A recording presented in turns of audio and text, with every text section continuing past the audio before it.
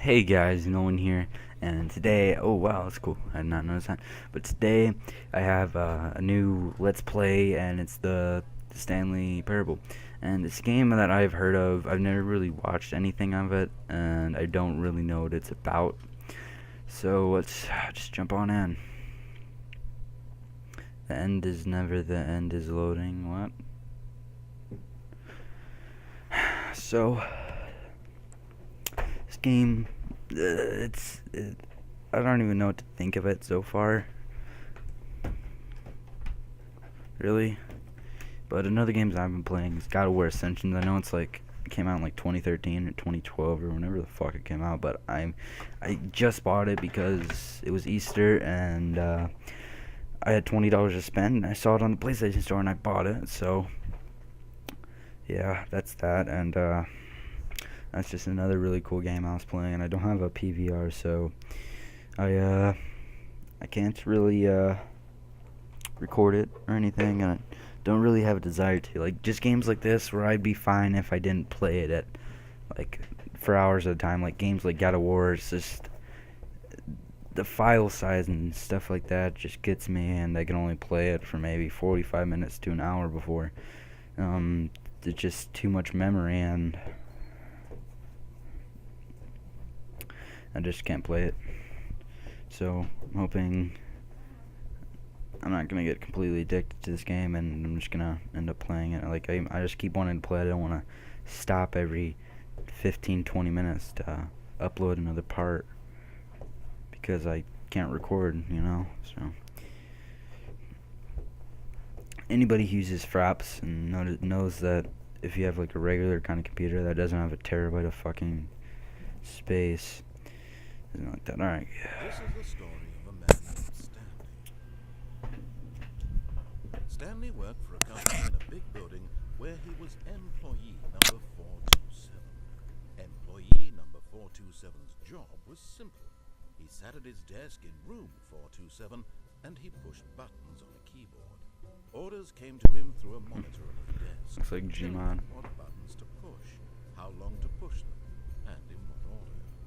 This is what employee 427 did every day of every month of every year. And although others might have considered it soul-wrenching, Stanley relished every moment that the orders came in, as though he had been made exactly for this job. And Stanley was happy. And then one day, something very peculiar happened. Something that would forever change Stanley. Something he would never quite forget. Yeah, looks like Gmon guy. When he realized that not one single order had arrived on the monitor for him to follow. No one had showed up to give him instructions, call a meeting, or even say hi. Never in all his years at the company made this happen. This complete isolation. Something was very clearly wrong. Shocked, frozen solid, Stanley found himself unable to move for the longest time. But as he came to his wits and regained his senses, he got up from his desk and stepped out of his office. Step out of the office then. Alright. All of his co-workers were gone. What could it mean? I need to turn the sensitivity up.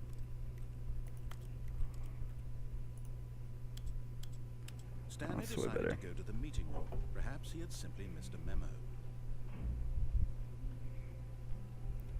I don't even know where the meeting room is. This way, I'm guessing. This is meeting room. No. When Stanley came to a set of two open doors, he entered the door on his left. Yeah, alright. Wait, should I go on the door on the right? Fuck it. YOLO. This was not the correct way to the meeting room, and Stanley knew it perfectly well. Perhaps he wanted to stop by the employee lounge first, just to admire it. Alright. Yes, truly a room worth admiring. But eager to get back to business, Stanley took the first open door on his left.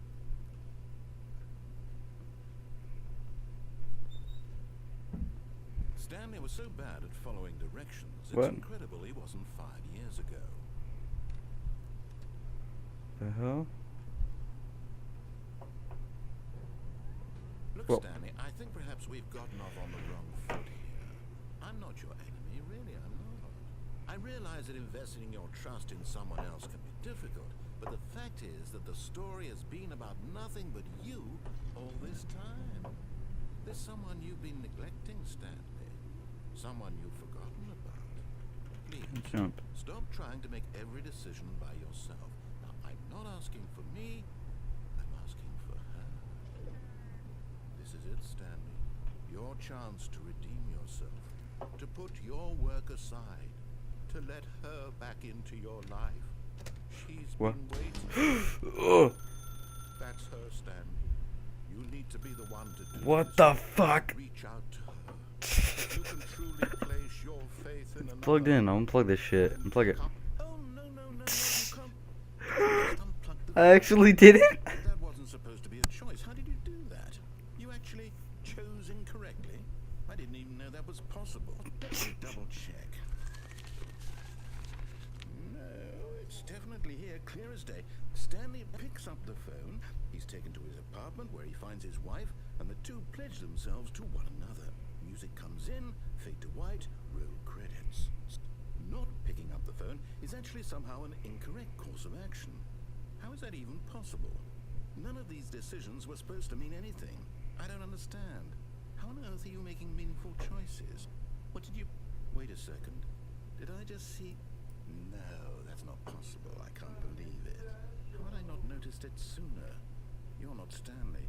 You're a real person. I can't believe I was so mistaken.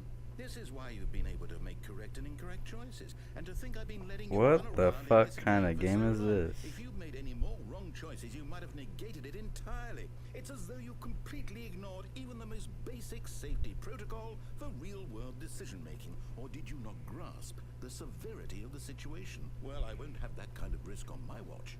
I'm going to stop the game for a moment so we can educate you properly on safe decision-making in the real world. Please observe this helpful instructional video. What? Choice. It's the best part of being a real person. But if used incorrectly, can also be the most dangerous. For example, in this scenario, a hypothetical real person named Stephen has a choice. He could spend years helping improve the quality of life for citizens of impoverished third world nations. Or he could systematically set fire to every orphan living in a 30-kilometer radius of his house. Which choice would you make? Remember I'd light that people unlike on here, fire. the real world makes sense, and at no time should you make a choice that does not conform to rational logic. If you find What? yourself speaking with a person who does not make sense, in all likelihood, that person is not real. Allow the person to finish their thought, then provide an excuse why you cannot continue talking. Turn to a partner and practice saying, "My goodness, is it 4:30? I'm supposed to be having a back, sack, and crack." My goodness, it is 4:30. I'm supposed to have a back, snack, and crack.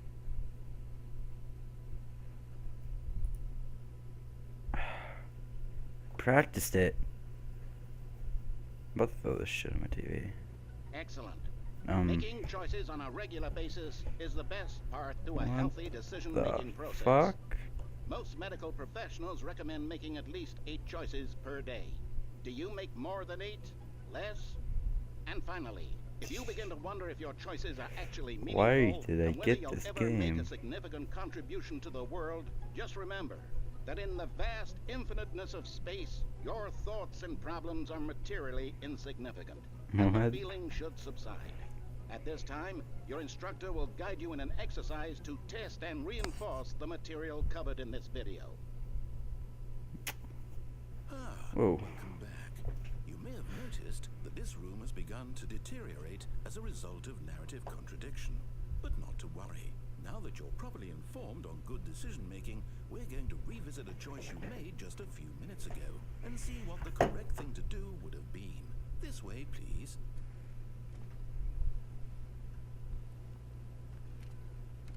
Instrument open.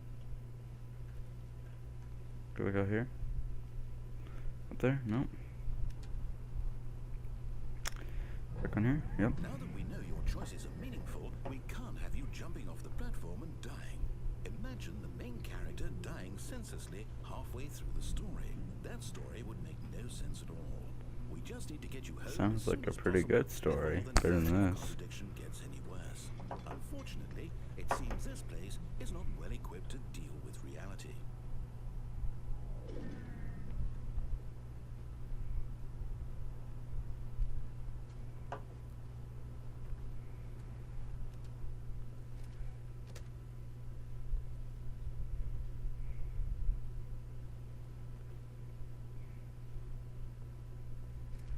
Almost there.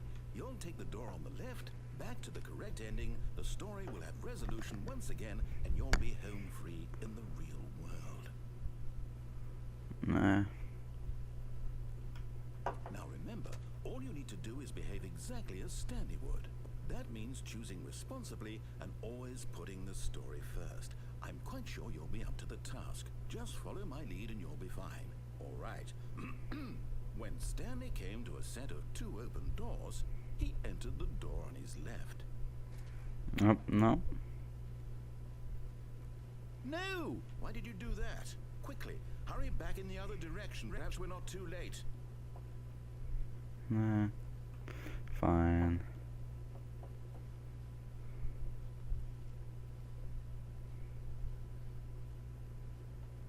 What the fuck? It's ruined. I can't believe, after everything we talked about, that my story, you've destroyed my work. Why? For what? What did you get out of that? What did you think was so special about seeing the game undone? Left here like so much garbage. It's worthless now. And what am I supposed to do? Even if there were a way to continue, would it be worth it? To know that my story is now incorrect? How can I go back to that? I can't erase that knowledge. I'll have to live with it forever. Reliving its impossibility forever. I couldn't live that way. Is it better to shut the game down entirely? To willingly destroy all of my work? I don't know. What's the answer? What do I do? What do I do? What do I... No, I have to. I have to shut the game down. I have to. The fuck? I have to. What do I do? Whoa! Whoa, no. Oh, no. Oh, no. Oh, no. Oh, no. Oh, no. No. I don't like scary games. Oh, I'm here. I'm still here. Here in this pile of rubbish. With you. You. Who thought you were so clever. Now look where we are. My entire game is destroyed. It was the only thing in the world that was mine, and you've run it into the ground. What, did you think that would be funny? Yeah. Just had to see? Didn't I Yeah. impress upon you how important it was to be like Stanley? He actually knows how to do what I tell him to. He understands that if I say to do something, there's a damn good reason for it. That thought hadn't even occurred to you, had it? That there's a world outside of you? I You're a child. actually am a child. My story. If you'd just gone through the door on the left, you would have seen it. There was a whole underground facility. You would have destroyed it and been victorious. It would have been so perfect. I worked so hard on it. I tried so hard.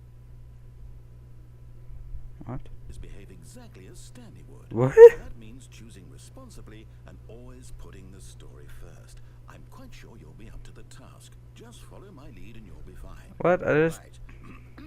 When Stanley came to a set of 2 open doors, he entered the door on his left. What the fuck? I don't get it. I already did this bullshit. Oh, alright. Yet there was not a single person here either. Feeling a wave of disbelief, Stanley decided to go up to Missing his work all the boss's time office. with no Who expectation might of find promotion or an answer recognition. Don't get fixed. Not to solve and distribute with coworker. Let it ball you. Let it ball you up inside you. Take. Oh, never mind. Faggot didn't want to let me read. Where do I go up? Coming to a staircase, Stanley walked upstairs to his boss's office.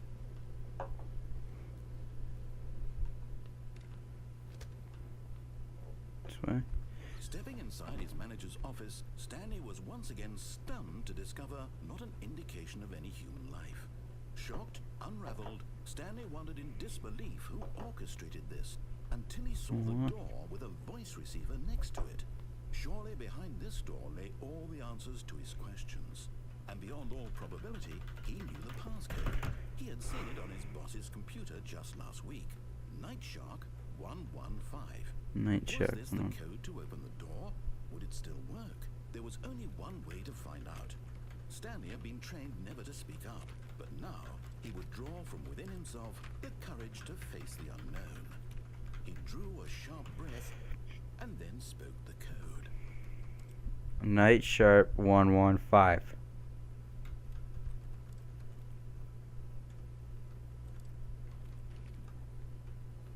Did I not just fucking say the code? Stanley spoke the code.